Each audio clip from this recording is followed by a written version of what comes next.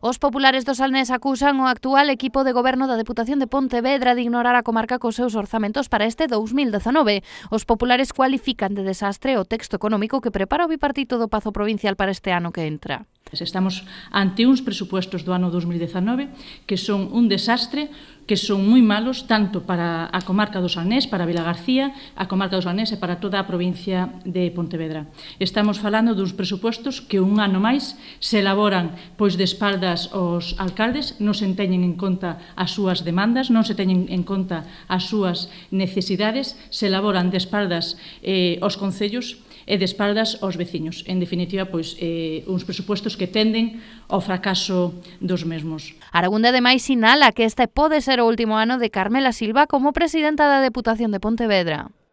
Hai que decir que estes orzamentos da Deputación de Pontevedra o único que teñen de bo é que probablemente sexan xa os últimos que elaborarán o Partido Socialista de Vigo e o Bloque Nacionalista de Pontevedra, porque son, ao final, os que están gobernando na provincia de Pontevedra, o Partido Socialista de Vigo e o Bloque Nacionalista de Pontevedra.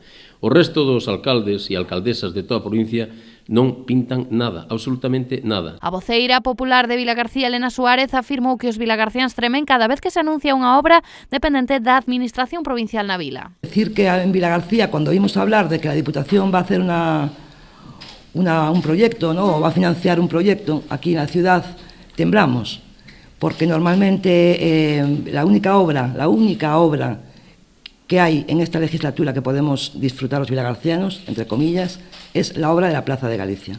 Obra polémica desde un principio.